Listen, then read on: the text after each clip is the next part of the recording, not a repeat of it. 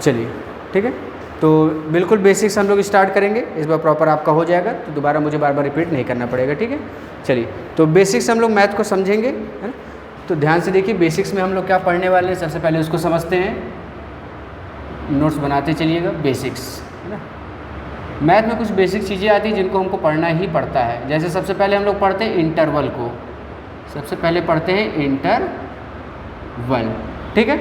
ये इंटरवल्स क्या होते हैं आपके, कहाँ यूज़ होते हैं, कैसे करेंगे हम लोग। उसके बाद हम लोग क्या देखते हैं इंटरवल्स के बाद, इंटरवल्स के बाद हम लोग देखते हैं नंबर सिस्टम को, नंबर सिस्टम को, ठीक है। इसके बाद पढ़ेंगे हम लोग वेवी कर्व मेथड को, वेवी कर्व मेथड, ठीक है। ये है wavy curve method. Wavy curve method के बाद पढ़ते हैं हम लोग, क्या पढ़ते हैं, मॉड्यूलस पढ़ते हैं। मॉड्यूलस, मॉड्यूलस में दो चीज़ें देखी जाती हैं, एक देखा जाता है उसकी प्रॉपर्टीज़ और दूसरा देखा जाता है उसकी ग्राफ, ठीक। लास्ट चीज़ जो पढ़ेंगे वो क्या है आपके पास, वो पढ़ेंगे हम लोग लॉगरिदम, है ना, लॉगरिदम। इसमें भी दो चीज़ें देखेंगे, लॉगरिदम क्या है, उसकी प्रॉपर्टीज़ क्या हैं। ये सारी चीज़ें आपकी बेसिक हैं, है ना। इतनी चीज़ें आप जानेंगे तो उसके बाद हम मैथ्स का आपका पहला चैप्टर जो कि सेट्स है उसको स्टार्ट करेंगे, ठीक है निकेत, ठीक। ये है ग्राफ, है ना। तो जैसा कि मैंने बताया है जब ये बेसिक्स कंप्लीट हो जाएंगे तभी आप किताब देखेंगे, ठीक। आपने बीच में देख ली थी, अब आप क्वेश्चन लगाते रहिए, है ना, ठीक है। चलिए चलिए ध्यान से देखिए। तो सबसे पहले हम लोग इंटरवल से शुरू करते हैं, ठीक है ना। स्टार्ट करते ही इंटरवल आ गया, क्लियर है, ये नोट हो गया। चलिए तो हेडिंग दीजिएगा इंटरवल्स और शुरू करते हैं बिल्कुल बेसिक।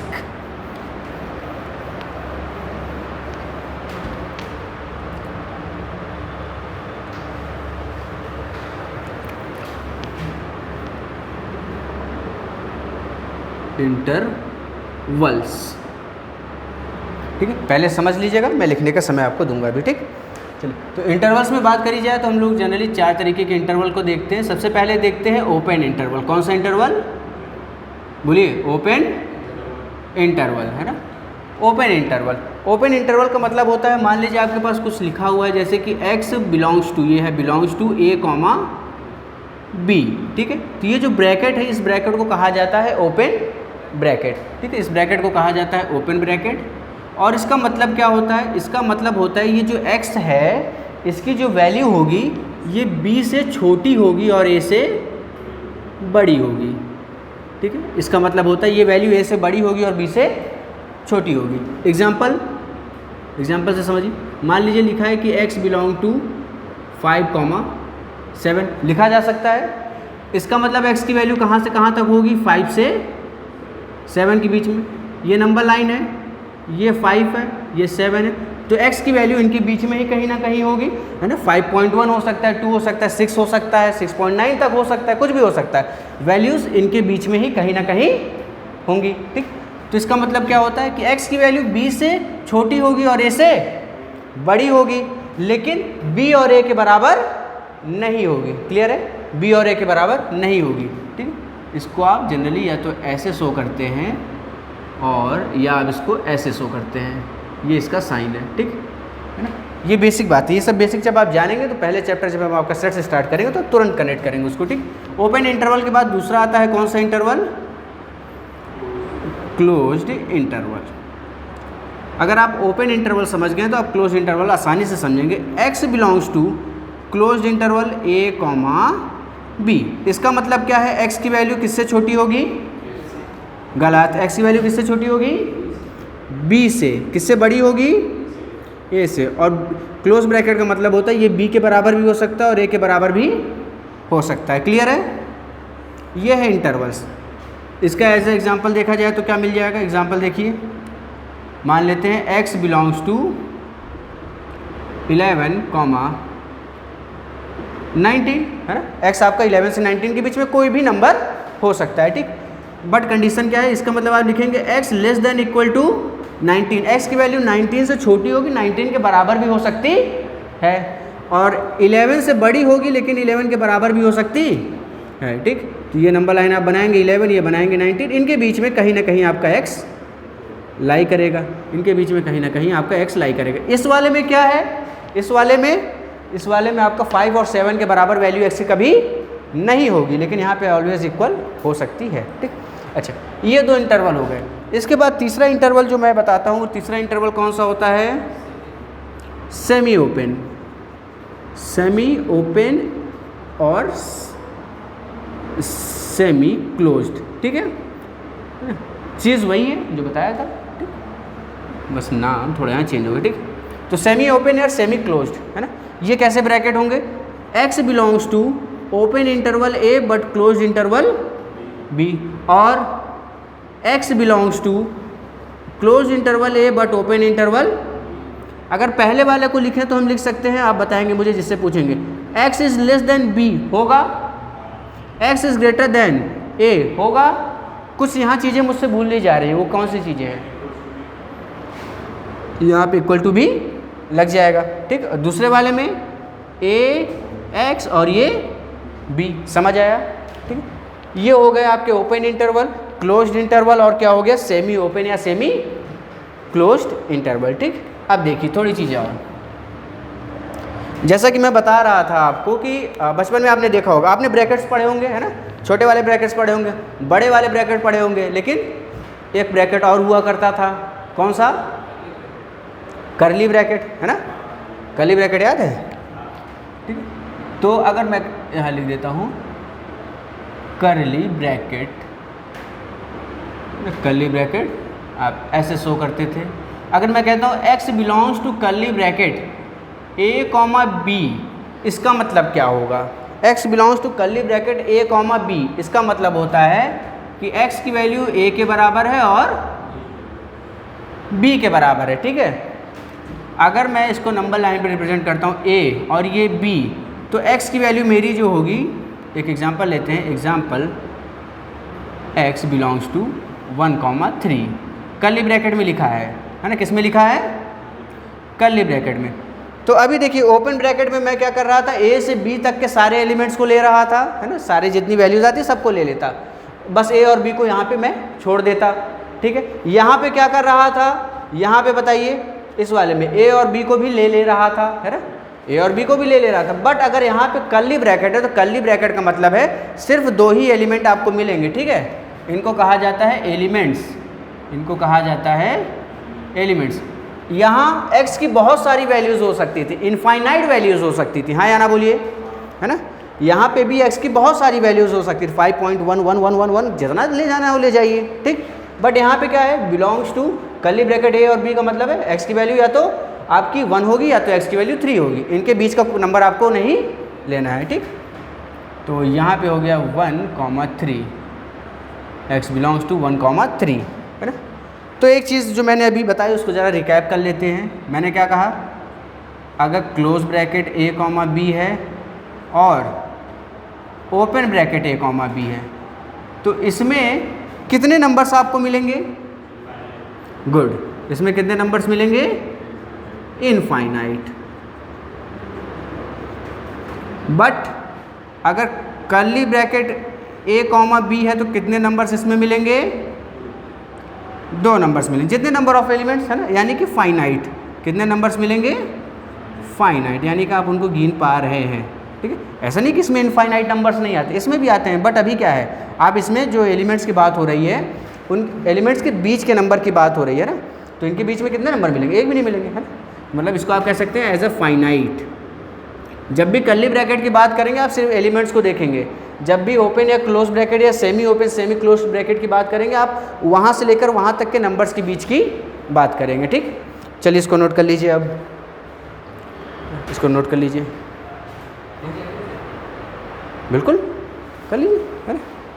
अब प्रॉपर बनाते चलिए नोट्स, कोई दिक्कत नहीं है, बट इसको एक बार है ना वो करते हैं, आधे घंटे का वो है, काफ़ी ठीक है।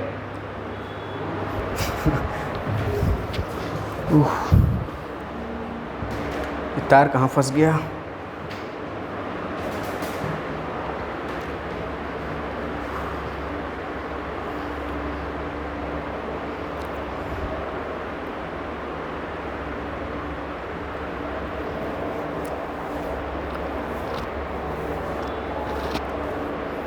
जैसे ही आपके बेसिक्स कंप्लीट होंगे वैसे आप अपनी मैथ्स की बुक देखिएगा, ठीक है?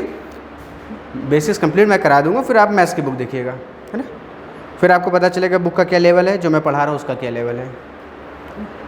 एग्जाम्पल बैठे हैं, देखा था ना मैं जिस लेवल क्वेश्चन कर रहा हूँ, जिस लेवल क्वेश्चन आपके बुक में हैं, दोनों में अंतर आपको पता चलेगा। क्लासेस एक भी मिस नहीं करिएगा ना, वरना वीडियो नहीं दूंगा। ठीक है, बाकी वीडियो मिल जाएगी लेकिन मिस मत करिएगा क्लास। हाँ, ये वीडियो अपलोड होंगी, अभी इधर की कुछ वीडियोस अपलोड होंगी ना, जब थोड़े बच्चे और हो जाएंगे तो उसके बाद फिर ऑफलाइन अपना चलेगी, ताकि कोई आएगा तो दोबारा भी जैसे फिर से स्टार्ट करना पड़ता है ना, तो इस बार प्रॉपर डाल दे रहे हैं वीडियो ही।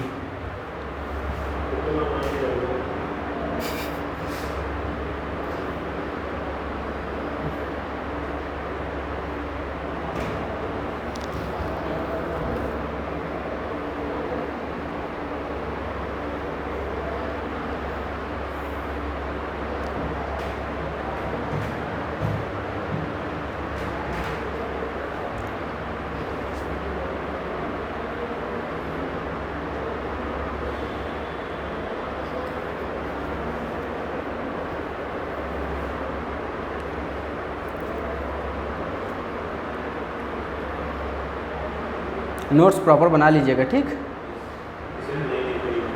हाँ हाँ, बढ़िया बात है। हाँ, वैसी कॉपी रख रहिएगा, हमेशा कंटिन्यू करते रहिएगा उसमें। अंकित, अतुल, आप भी? अच्छा, बन भी गए? चलिए बढ़िया।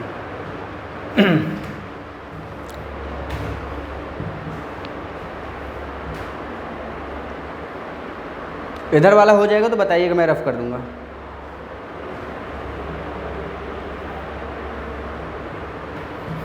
कैमरे में सब कपड़ा नहीं आना चाहिए। अरे कोई नहीं, ऑफलाइन क्लास में ऐसा होता रहता है, ठीक है? मैं रिकॉर्डेड वीडियो थोड़ी बना रहा हूँ, तो आराम से बात करते रहिए, पढ़ाते हैं, पढ़ते रहिए। जैसे रिकॉर्डेड वीडियो बनाता हूँ तो उसमें नॉर्मल एकदम सिर्फ पढ़ाना ही पढ़ाना है। हाइब्रिड वाले में अच्छा रहता है, ऑफलाइन से भी बेटर है, एक साथ दोनों काम।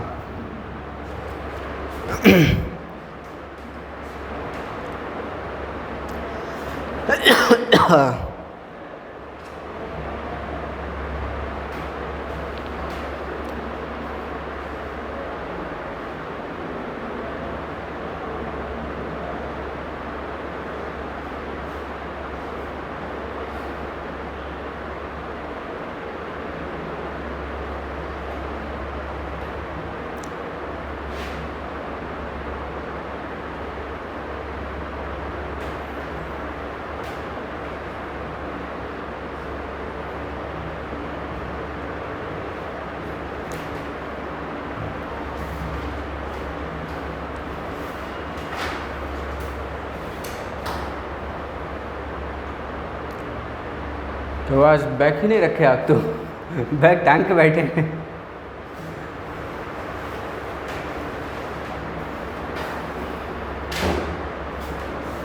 आप भी अनिकेत जा रहे हैं अभी कि नहीं? आप भी जा रहे हैं? अब नहीं जाते? चलिए,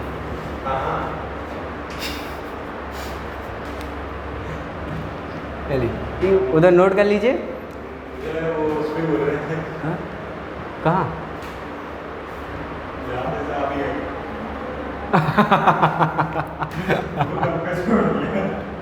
अच्छा, चलिए, नंबर सिस्टम, ठीक है? इंटरवल्स में उतनी ही चीज़ें थी, है ना? अब अगली हेडिंग है आपकी नंबर सिस्टम।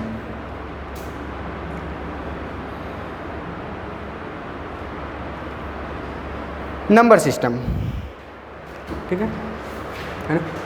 तो बहुत ही बेसिक से समझिएगा, नंबर का सिस्टम कैसे बना है, क्या क्या उसमें चीज़ें हैं, सारी चीज़ें हम लोग समझ, ठीक? पढ़ा हुआ सब कुछ है ना? बट फिर भी मैं बेसिक से आपको लेके चल रहा हूँ, ठीक है? Number system. तो सबसे पहले इसमें हम लोग बात करेंगे नेचुरल नंबर की। किसकी बात करेंगे? बोलिए किसकी बात करेंगे? नेचुरल नंबर, नेचुरल नंबर जिसको आप जनरली डिनोट करते हैं कैपिटल एन से, ठीक है, जिसको आप जनरली डिनोट करते हैं कैपिटल एन से, ठीक। अच्छा, नेचुरल नंबर कहाँ से कहाँ तक होते हैं आपके? 1 से इनफाइनाइट, है ना। पहले लेक्चर के बाद ये मत सोचिएगा कि क्या बेसिक चीज़ें चल रही हैं, 1 2 3 डैश डैश डैश, ये आपके इनफाइनाइट तक जाएंगे, नेचुरल नंबर है, ठीक है। अच्छा देखिए, मैंने इनको लिखने के लिए कौन सा ब्रैकेट यूज़ किया है? कर्ली ब्रैकेट यूज़ किया, यानी कि मुझे सिर्फ यही एलिमेंट्स लेने हैं, इनके अलावा कोई एलिमेंट नहीं लेना है। अगर ओपन ब्रैकेट बना देता तो 1 से लेकर इन्फिनिटी तक में जितने भी नंबर आते, फिर वो चाहे डेसिमल हो, चाहे रेशनल, चाहे फ्रैक्शन, चाहे रेशियो, सारे मैंने लेने पड़ते हैं, तो हर नंबर नेचुरल नंबर नहीं होता। अच्छा, अब क्या हुआ? नेचुरल नंबर के बाद आता है दूसरा आपका होल नंबर। होल नंबर यानी कैसे नंबर? जिसमें जीरो भी इंक्लूड हो जाए, है ना। इसको डिनोट करेंगे W से, ध्यान देते रहिए, अभी लिखिएगा, है ना, अभी लिखिएगा, अनिकेत ध्यान इधर। होल नंबर यानी W से इसको डिनोट करते हैं, और इसमें जो एलिमेंट आता है वो आता है 0 से 1 2 डैश डैश डैश। अब मुझे ये बताइए, क्या मैं W को ये लिख सकता हूँ natural number union single element 0? अब समझिएगा, ठीक है ना।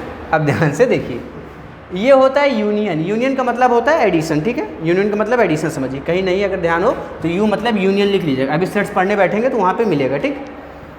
और ये है सिंगल एलिमेंट, इसका मतलब मैं क्या कर रहा हूँ, मैं सारे नेचुरल नंबर्स को ले रहा हूँ और एक एलिमेंट 0 है उसको भी इंक्लूड कर रहा हूँ। समझ आई बात?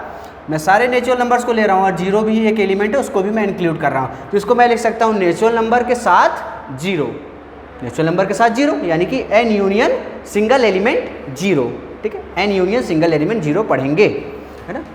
होल नंबर, अच्छा होल नंबर में आपने देखा है कि नंबर 0 से शुरुआत होती है, 1 2 डैश डैश डैश, सब नंबर पॉजिटिव में जाते रहते हैं। तो कुछ नंबर ऐसे भी होंगे जो नेगेटिव में भी जा रहे होंगे, है ना। तो पॉजिटिव नंबर हो गए, नेगेटिव नंबर हो गए, इनको हम लोग कहते हैं इंटीजर्स। क्या कहते हैं? इंटीजर्स, इनको कहते हैं इंटीजर्स।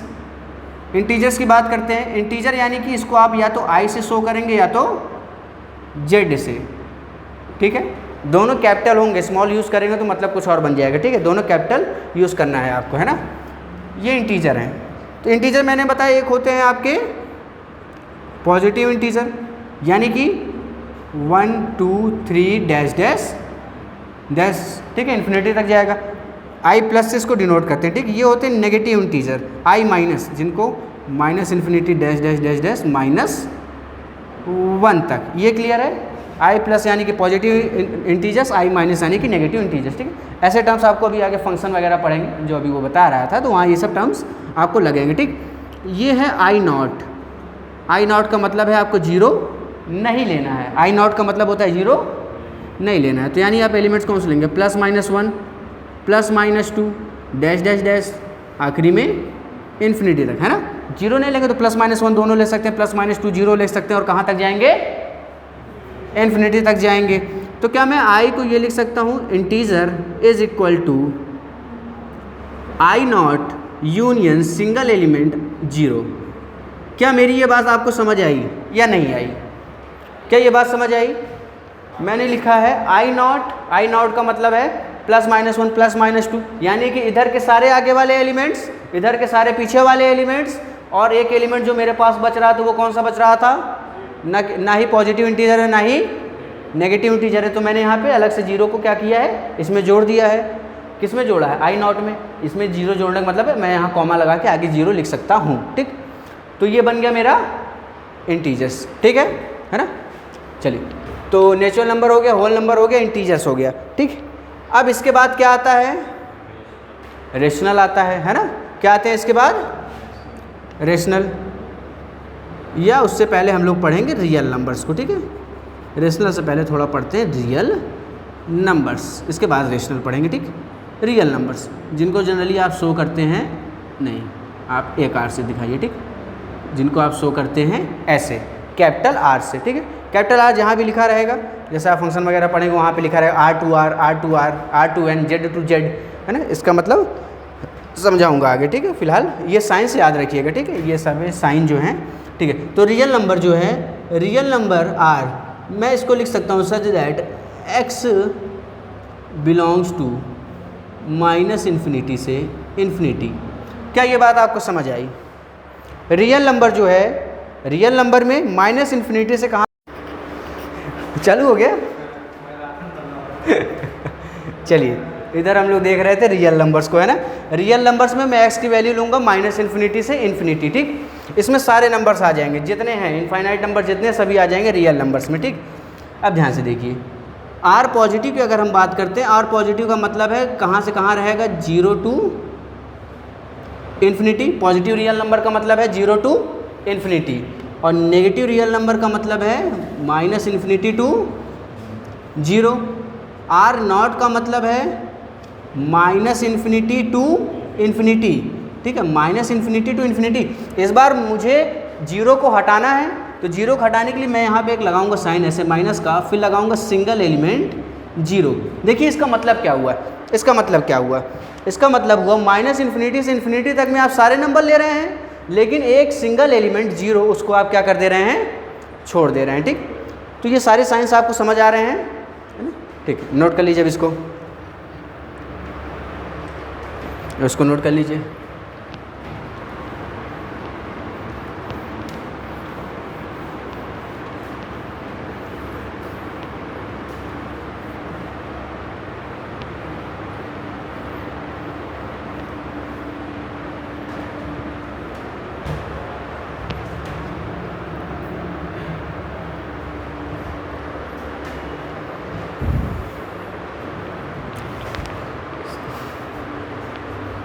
नोट करते रहिए।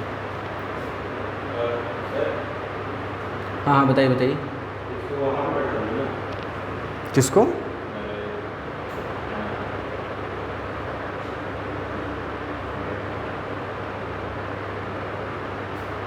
ठीक है, बोलिए बोलिए। कोई नहीं, अब तो हम आ गए हैं, ये 10 मिनट के आसपास होता है ना, कोई दिक्कत नहीं, परेशानी हो जाएगा, सब सारी चीज़ें मैनेज हो जाएंगी।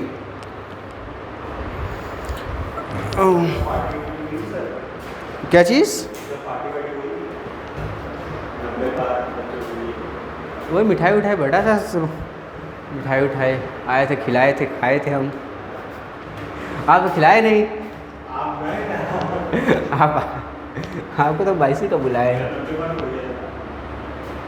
तो कोई नहीं, मिठाई नहीं तो जलेबी खिला दी हल्का नंबर, हल्की मिठाई।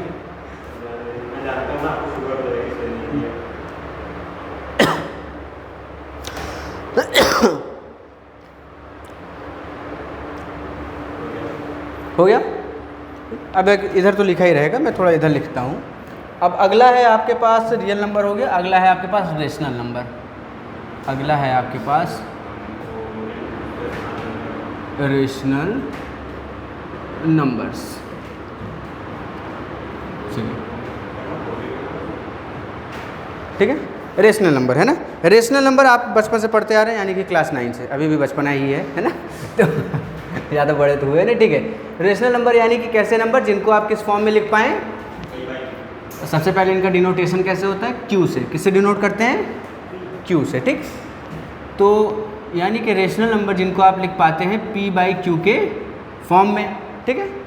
जहाँ पे बात मेरी ध्यान से सुनिएगा, p, q कहाँ से बिलोंग करते हैं, कहाँ से बिलोंग करेंगे p, q, इंटीजर्स, है ना। अच्छा मान लीजिए p, q इंटीजर से बिलोंग कर रहे हैं, ये आपको लिखा लिखाया मिलता है कि नहीं। अगर इंटीजर नहीं हुए तो कोई दिक्कत होगी, अगर इंटीजर नहीं हुए तो कोई दिक्कत होगी, हो सकती है, बताया था। ध्यान से सुनिए, मान लीजिए कि p और q इंटीजर नहीं है, p और q जो है अब डेसिमल है, क्या है, डेसिमल है ना। जो चीज़ लिखी रहती है उसको समझना चाहिए। मान लेते p जो है ये 0.5 है और q जो है ये 2.5 है, हाँ या ना बोलिए, है ना, ठीक। तो p/q करूँगा मैं, p/q तो 0.5/2.5 है कि नहीं, है ना। ये फिर से कटेगा, ये 5, 25 यानी कि 1/5 आएगा, समझ आ रहा है। यानी कि डेसिमल रहेगा तो उसको आपको सिंप्लीफाई करना पड़ेगा, इसीलिए आप उसको डेसिमल फॉर्म में नहीं लेते, क्योंकि सॉल्व होने के बाद क्या आएगा, इंटीजर ही आएगा, है ना।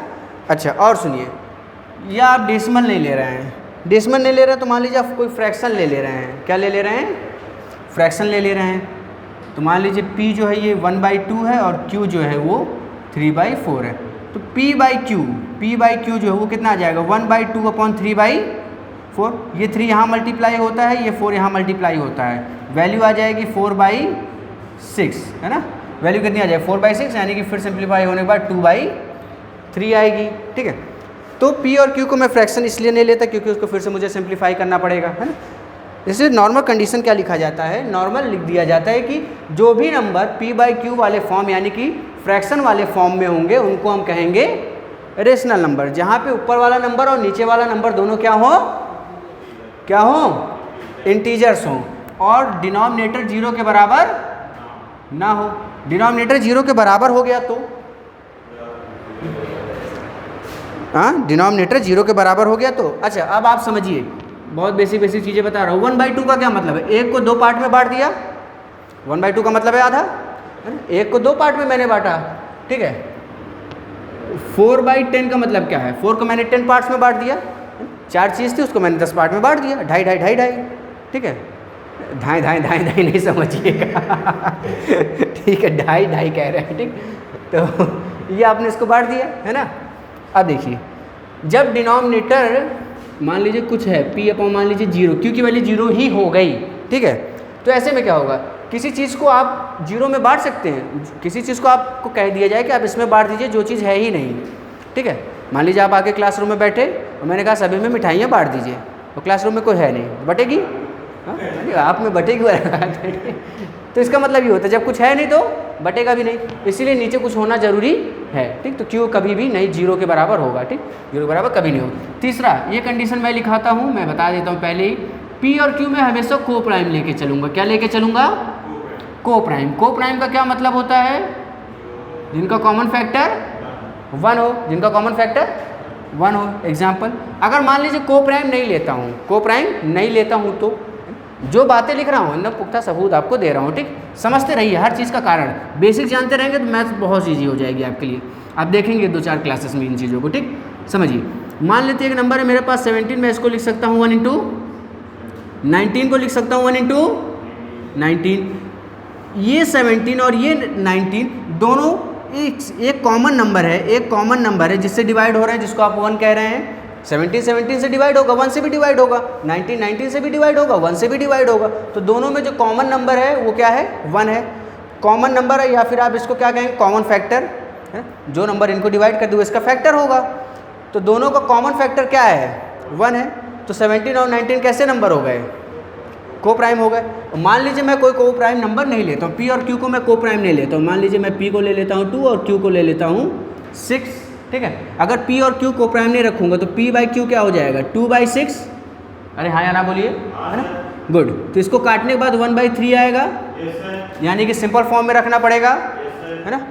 आप यहाँ से समझिए, अगर इसको आप क्या नहीं रखते हैं, इसको मान लीजिए को प्राइम नहीं रखते हैं, को प्राइम नहीं रखेंगे तो नंबर को काट के उसके सिंपल फॉर्म में लाना पड़ेगा। इसलिए बेटर क्या है, मैं p और q को क्या ले लेता हूँ, को प्राइम, यानी नंबर को पहले ही मैं ले लेता हूँ उसके कॉमन फॉर्म में, यानी कि सिंपल फॉर्म में ले लेता हूँ, है ना, ठीक। बस तो ये 3 चीज़ें आपको जानना है कि रेशनल नंबर p/q के फॉर्म में होता है, p और q इंटीजर है, q 0 के बराबर नहीं है, और p और q क्या होंगे, आपके को प्राइम होंगे, और जहाँ पे कॉमन फैक्टर किसके बराबर, 1 के बराबर होता है, उसको कहते हैं को प्राइम, ठीक।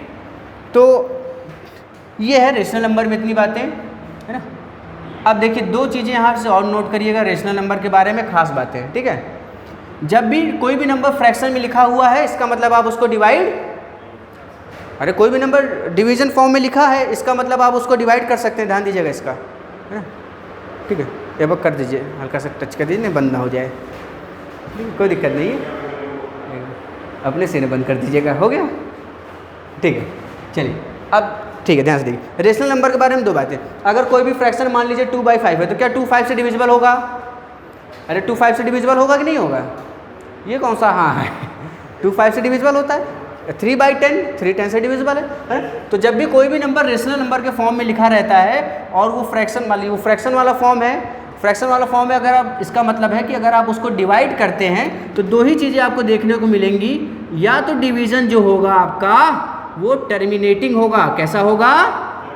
टर्मिनेटिंग। टर्मिनेटिंग का मतलब होता है डिवीज़न या तो एंड कर जाएगा। एग्जाम्पल 2/5, 2 को 5 से डिवाइड करिए, ये एंड कर जाएगा, है ना, ये एंड कर जाएगा 0.4, मान लीजिए एक डेसिमल के बाद ये एंड हो गया, ठीक है।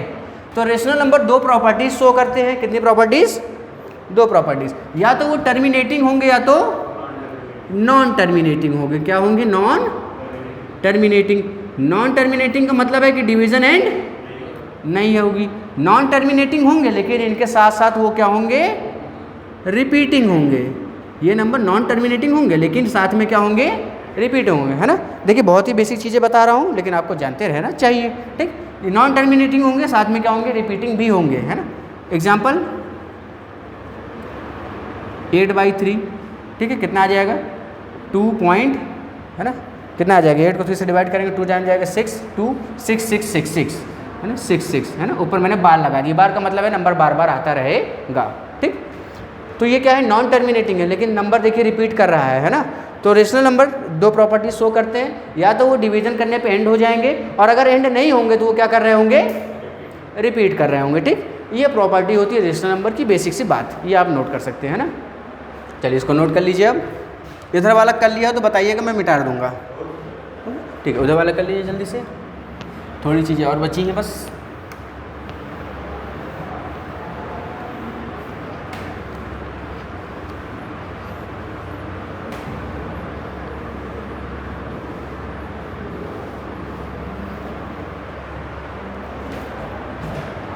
हाँ, इसको नोट कर लीजिए।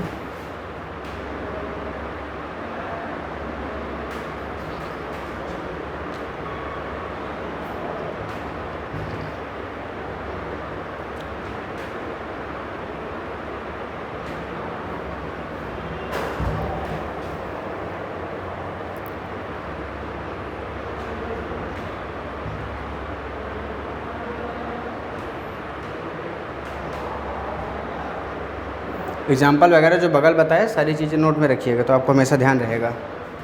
हो गया? वो इरेशनल बन जाएगा, ठीक है। अगला केस है, हाँ, नॉन टर्मिनेटिंग में अगर नॉन रिपीटिंग हुआ तो वो बन जाए इरेशनल बन जाएगा, ठीक है। तो इरेशनल के लिए वही कंडीशन होती है ना, ठीक है। जैसे एक बेसिक सी बात, मैंने कहा कि नॉन टर्मिनेटिंग हो लेकिन रिपीटिंग हो, इसका मतलब वो रेशनल होगा, है ना। तो चलिए मैं एक एग्जांपल दे देता हूँ, 4.333 डैश डैश डैश। क्या ये एक रेशनल नंबर है या इरेशनल नंबर है? बताइए मुझे सोच के, क्या एक ये रेशनल नंबर है या इरेशनल नंबर है? रेशनल है, यानी इसको आप P/Q के फॉर्म में लिख सकते हैं। लिख के दिखाइए। P/Q के फॉर्म में लिख सकते हैं तो लिख के दिखाइए। करिए करिए, ट्राई करिए। ये देखिए चल रहा है ना, ठीक है। करिए करिए, इसको P/Q के फॉर्म में लिखने की कोशिश करिए, क्योंकि हर रेशनल नंबर को आप P/Q के फॉर्म में लिख सकते हैं।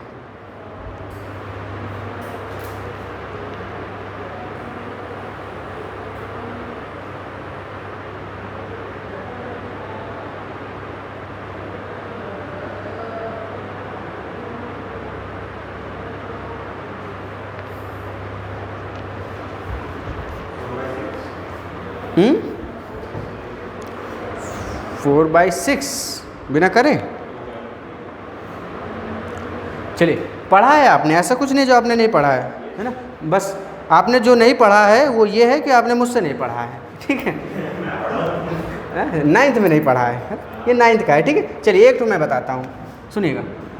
ये इसकी वैल्यू मान लेता हूँ कुछ x के बराबर है। ये क्या लिखा हुआ? x = 4.3 बार लिखा हुआ है ना, ठीक है। इसको मैं 4.3 बार लिख सकता हूँ। अब आपको देखना है कितने नंबर पे बार है। कितने नंबर पे बार है?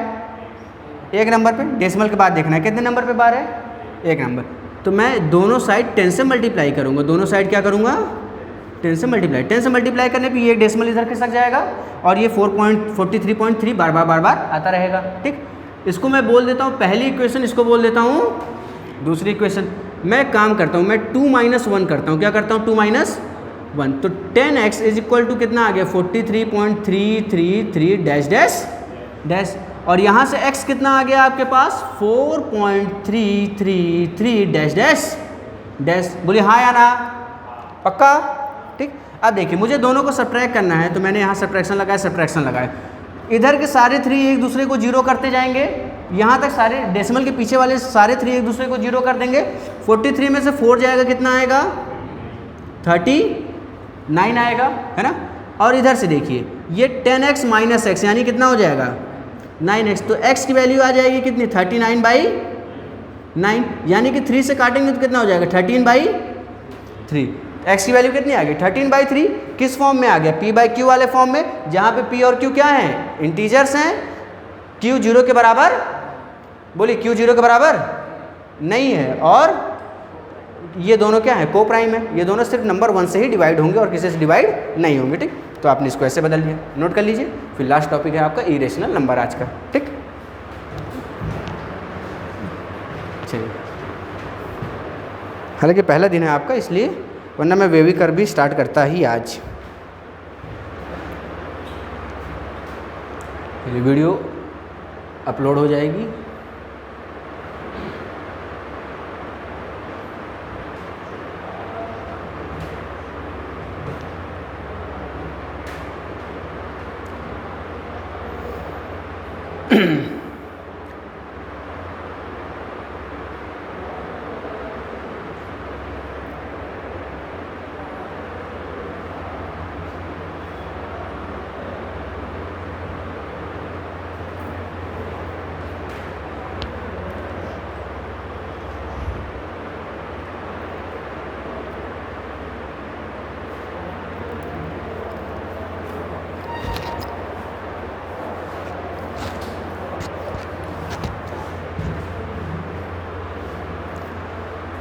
हो गया निकेत?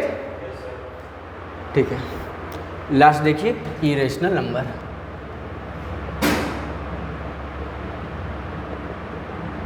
इरेशनल नंबर, ठीक है, ये नंबर जो अभी आपका डाउट आया था उसी से है।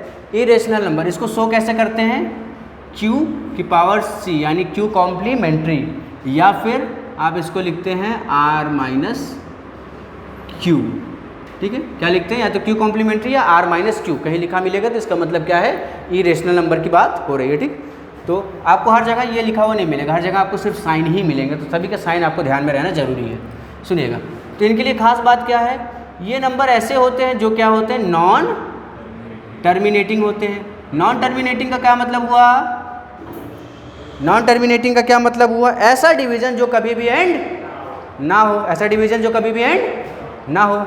ठीक, और ऐसा डिवीजन जिसमें कभी भी नंबर्स रिपीट ना करें, वो क्या कहलाएंगे, इरेशनल नंबर। ठीक, तो ऐसे नंबर जो टर्मिनेटिंग ही नहीं होंगे, रिपीट भी नहीं करेंगे, तो इनको आप कभी भी p/q वाले फॉर्म में नहीं लिख पाएंगे। ठीक, अच्छा, रेशनल नंबर का एक एग्जांपल आप अगर यही जगह होगी तो यहाँ लिखिएगा एक एग्जांपल, रेशनल नंबर का एग्जांपल 22/7, 11/3 ETC।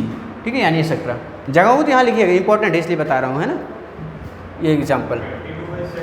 हाँ 22, अरे p/q फॉर्म में है ना, बताता हूँ इसीलिए तो मैंने दिया है, खा लिखिए तभी तो बताएंगे। 22/7 एक रेशनल नंबर है, प्रॉपर्टी फॉलो कर रहा है, p/q, q is not equal to 0 and p and q are coprime, then it will be a ठीक है। चलिए, लास्ट है इरेशनल नंबर, है ना।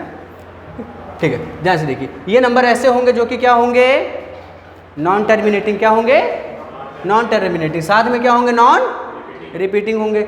यानी कि अगर मैं इसका एग्जांपल लिखूं तो इसका एग्जांपल क्या हो सकता है, पाई, जो कि क्या होता है 3.14 डैश डैश डैश, कभी भी ना टर्मिनेट करेगा ना कभी भी एंड करेगा, है कि नहीं, है ना, ना टर्मिनेट करेगा ना कभी भी एंड करेगा। दूसरा ई होता है एक 2.71, ये भी क्या होता है, एक इरेशनल नंबर होता है ना। तो ये कुछ एग्जाम्पल हो गए इसके। ठीक है, अब एक कॉमन डाउट की मैं बात करता हूँ, है ना, कॉमन डाउट, हाँ कॉमन डाउट जो आप क्लियर करके जाइए। ठीक है, कॉमन डाउट क्या आता है, मैंने कहा कि 22/7 की वैल्यू जो होती है वो पाई के बराबर होती है, सभी ने पढ़ा है, हाँ या ना बोलिएगा, ठीक, और इसकी वैल्यू जो है ये 3.14 डैश डैश डैश के बराबर भी होती है ना। अब यहाँ से देखिए ये क्या है आपका एक, इधर बताइएगा, ये क्या है एक रेशनल नंबर, ये क्या हुआ एक इरेशनल नंबर, एक रेशनल नंबर दूसरा इरेशनल नंबर। तो क्या कभी ऐसा पॉसिबल है कि रेशनल और इरेशनल दोनों बराबर होंगे? अरे बोलिए हाँ या ना, क्या ऐसा पॉसिबल है कि रेशनल और इरेशनल दोनों बराबर होंगे? नहीं, वरना दोनों नंबर ही सेम होते। तो रेशनल कभी इरेशनल के बराबर नहीं हो सकता, इसका मतलब 22/7 3.14 के बराबर नहीं हो सकता, लेकिन हमने ऐसा किया है। इसके पीछे कारण अब समझिएगा, ठीक, सुनिएगा। जो 22/7 की वैल्यू होती है ना, वो होती है कुछ 3.1423, और फिर होता क्या है, कुछ नंबर जो रहते हैं ये आगे जाके डिवीज़न जो है, ऐसा माना जाता है कि डिवीज़न आपकी एंड कर जाएगी, ठीक है। इसकी वैल्यू एकदम इसके एग्जैक्ट इक्वल नहीं होती है। 22/7 की वैल्यू जो है ये एग्जैक्ट इक्वल नहीं होती है। इसके लिए मैंने टर्म यूज़ किया था, ये कैसे इक्वल होती है, अप्रॉक्स इक्वल होती है। कैसे इक्वल होती है? अप्रॉक्स। जब आप 22/7 की डिवाइड करेंगे, आगे की 3 से 4 डिजिट की जो वैल्यू है और इसकी पाई की जो ये 3.14 वाली वैल्यू है, ये दोनों वैल्यू सेम होती हैं। तो लोगों को कुछ एक ऐसा नंबर मिला था जो कि नॉन टर्मिनेटिंग है, नॉन रिपीटिंग है ना। अगर इस नंबर में कोई नंबर मल्टीप्लाई करना हो तो इसके लिए आखिरी नंबर का पता होना चाहिए, है ना। तो जब आखिरी नंबर ही नहीं पता, एंड कहाँ होगा वही नहीं पता है, तो क्या इसको मल्टीप्लाई कर पाएंगे? नहीं। तो इसके अपने कन्वीनियंट के लिए हम लोगों ने क्या किया, एक ऐसा नंबर ढूंढा जो कि 22/7 था, जो कि 3.1428 ऐसे आगे कुछ नंबर के बराबर था, ठीक है। तो इसलिए हमने कह दिया कि ये इसके इक्वल होता है, बट अप्रॉक्स इक्वल होता है, नॉट एग्जैक्टली इक्वल होता है। ये बात समझ आई है?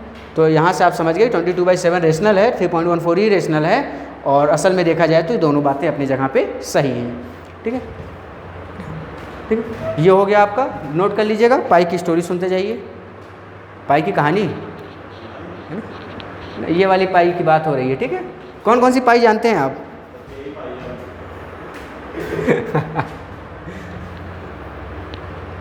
इधर वाला हो गया।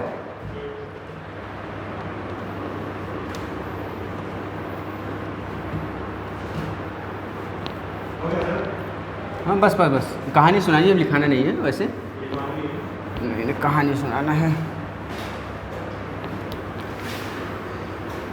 चलिए, लेकिन अगर आप जल्दी में होंगे तो थोड़ा लिखना पड़ सकता है।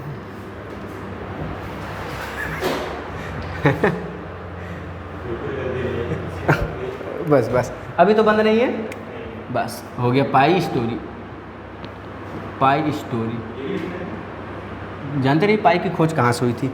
सुनिए, कहानी सुने रहेंगे, कभी भूलेंगे नहीं। Circumference upon diameter. एक ऐसे क्लास चल रही थी, ठीक है, जैसे ये चली वैसे एक क्लास चल रही थी। तो उस क्लास में एक टीचर थे, उन टीचर ने कहा, एक टीचर थे, अलग अलग लेंथ की बहुत सारी रस्सियाँ लेके आए, ठीक है, बहुत सारे थ्रेड्स लेके आए अलग अलग लेंथ की। वो जितने बच्चे थे सभी बच्चे को एक एक क्या पकड़ा दिया, रस्सी पकड़ा दिया, ठीक है, और कहा कि पंखे से लटक जाओ। ध्यान नहीं आप लोगों। और क्या कहा उन्होंने कहा कि इसकी लंबाई देख लो, ठीक है, अलग अलग लेंथ है ना, अलग अलग लंबाई। सबसे कहा गया कि जिसके पास जिस लेंथ की थ्रेड है उसको ऐसे मोड़ के क्या बना दो, सर्कल बना दो, है ना। क्या बन गया, सर्कल। कोई छोटा सर्कल बनाया, कोई बड़ा सर्कल बनाया। अब सबसे कहा गया, क्योंकि थ्रेड की लंबाई सभी को पता थी, तो जितनी ऐसे लंबाई हो उतनी ऐसे भी तो लंबाई होगी। तो सभी से कहा गया, क्योंकि सर्कल में इसी को लंबाई को क्या कहा जाता है, सर्कमफ्रेंस। तो सभी से कहा गया, सभी लोग अपने जो सर्कमफ्रेंस है उस सर्कमफ्रेंस में जो डायमीटर आया, कुछ डी की वैल्यू आएगी, अरे आएगी नहीं आएगी, ये D1 ये D2 मान लेते, ठीक, सर्कमफ्रेंस C1 सर्कमफ्रेंस C2, ठीक। तो जो D की वैल्यू आएगी, वाला फ़ोन लाए हैं आप बताइए। हो गया, चलूँ, ठीक, चलिए ध्यान से देखिए। सर्कमफ्रेंस पाई की स्टोरी बता रहा था मैं। तो सभी को एक एक थ्रेड पकड़ाई गई, थ्रेड को कहा गया घुमा के बना दो सर्कल, और जो डायमीटर आए है ना, तो उसके सर्कमफ्रेंस में उसके डायमीटर से डिवाइड कर दो। ये चलता रहना चाहिए। सर्कमफ्रेंस में उसके डायमीटर से डिवाइड करो। तो यहाँ से पता चला कि जो सर्कमफ्रेंस पहले बच्चे का था, मान लीजिए स्टूडेंट 1 का, उसका डायमीटर D1 से डिवाइड करा गया, और जो दूसरा सर्कल था जिसका सर्कमफ्रेंस था C2, जिसका डायमीटर आया D2, जब उससे डिवाइड करा गया तो पता चला कि ये दोनों वैल्यूज़ जो हैं ये एक कांस्टेंट के बराबर आ रही हैं। भले रस्सी अलग अलग लेंथ की थी, लेकिन ये चीज़ करने पे पता चला ये एक कांस्टेंट के बराबर आ रही हैं। समझ आया? और ये कांस्टेंट क्या आ रहा था, पाई, जो कि 3.14 आ रहा था। तो ये तो एक यूनिवर्सल कांस्टेंट हो गया, यानी यूनिवर्सल कांस्टेंट का मतलब है हर बात सच थी। ठीक, तो ये थी आपकी पाई की स्टोरी, है ना। ठीक है, अगले क्लास में वेवी कर्व मेथड हम लोग स्टार्ट करेंगे, है ना। वहाँ से आपकी टॉपिक स्टार्ट होगी। ठीक है, रेगुलर रहिएगा। और अभी थोड़ा 1 मिनट आप रुक के जाइएगा। ठीक है, हाँ हाँ मिले, ठीक, चलिए। ओह, हाँ पॉज करिएगा।